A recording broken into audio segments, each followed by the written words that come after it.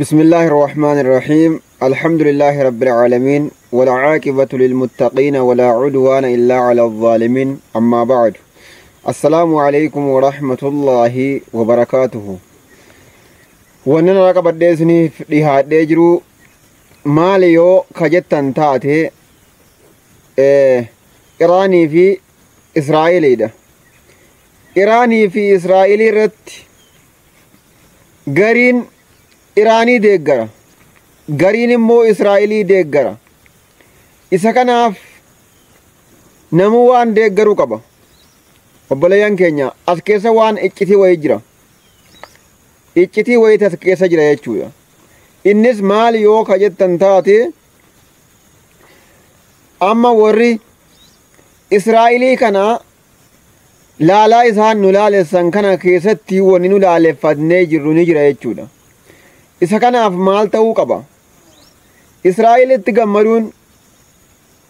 yeroo Israa'elitti gammannu kana tafsiila gochuu qabna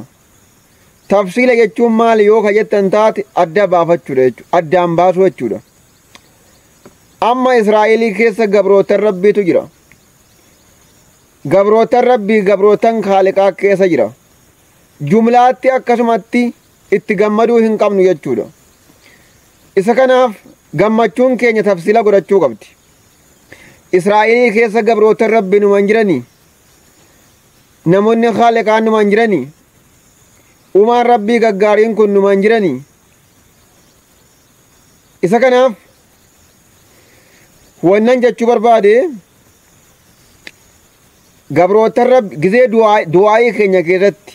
gammachuu keenya keessatti tafsiila gochuu qabna adda baasuu qabna akkas jechuun yaa rabbi jechuu qabna jechuudha Israa'elitti gizee du'aayii goonu yaa rabbi jechuu qabna gabrootan kee yaa rabbi keessaa nuu baasi yaa rabbi keessaa nuu foo'i jechuu qabna jechuudha gabrootan keessana yaa rabbi keessaa nuu foo'i yaa rabbi keessaa nuu baasi jennee du'aayii gochuu qabna jechuudha akkasumatti jumlaa bakka tokkotti Israa'elii yaa rabbi balleessi yaa rabbi halaaki jechuu hin qabnu jechuudha kanaaf gammachuun keenya tafsiila godhachuu qabdi amma masalan magaalaan Finfinnee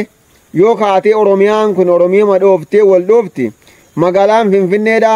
yoo kaatee Awwadaa hin dhoofti maal jedhama magaalaan Finfinnee ummata Awwadaa dhooftee jedhama kanaaf Finfinnee jedhameeti beekama malee gabrootan rabbii san keessaan baafamu jechuudha akkasuma gammachuun keenya kun magaalaa masalan magaalaa Finfinneetti yoo fudhanne magaalaa Finfinnee keessa qooqaa hamaa jira bareedaadhaa fi hamaa jira jechuudha kanaaf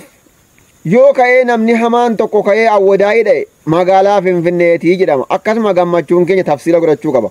du'aayiin keenya kadhaan keenya gammachuu godhachuu qaba anis laalaan jarri nu laalesse akka kiyyatti anis nin balaaleffadha innis maal yoo ka jettan taate dheengadda Filisxeeniin akka godhaa turan ni beeyna hin daganne Filisxeeniin akka godhaa jiran ni beeyna Allahumma dfa'i adh-dhaalimiina bidh-dhaalimiin dhaalima rabbi dhaalimaan haa dha'u kadhaan keenyaarra Allahumma dfa'i adh-dhaalimiina bidh-dhaalimiina jechuu qabna jechuudha dhaalima rabbiin dhaalimaan haa dha'u gizee du'aayii goonu jechuudha yoo ummanni gaggaariin san Israa'eliin keessa jiraate dhiiroo akkami walumaan dhaamanii isaan rabbi keessaa fooqa kadhaa keenya keessatti dagachuu hin qabnu kun balaan gama namaatiin rabbiin itti godhe jechuudha rabbiin balaa samiidhaa gad itti buusee ture innis maal yoo ka jettan taate dheengaddani beeyna namootun irraanfanne ji'a dabran keessatti walirraa ji'a tokko hin turre osuma hin turin inni kun dhufe inni duraanii ibidda rabbiin samiidhaa gad itti buusuudhaan lafa hedduu manneen hedduu gubee ture ibiddi jechuudha ibiddi samiidhaa gad bu'uun akka Ameerikaatti bu'e sanatti itti bu'ee ture jechuudha akkasuma inni amma balaan harka namaatiin rabbiin itti fide jechuudha isa kanaaf wannan kana jedhuuf ergamaan rabbii alayhi salaatu wassalaam لا تظهر الشماتة على أخيك gammachuu obboleessa kee irratti hin mul'isinii jedhan laa tudhiri shamaatata liakhiika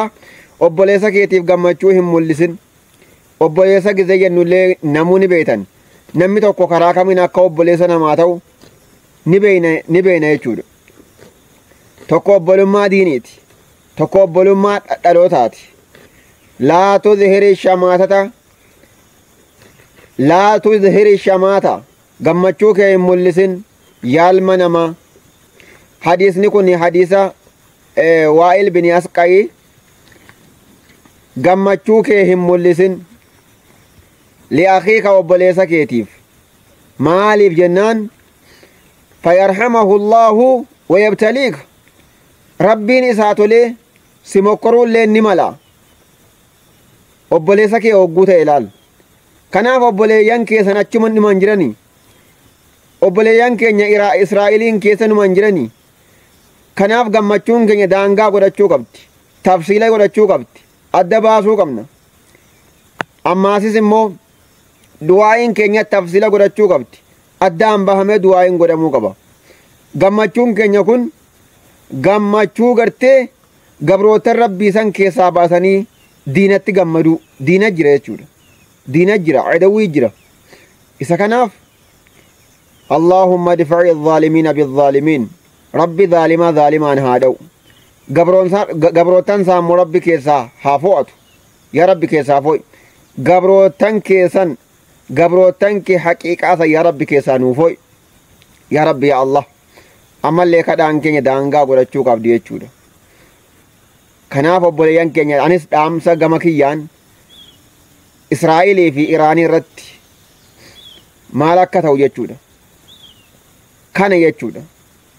du'aa'iinis akkaataa qabdi tafsiila qabdi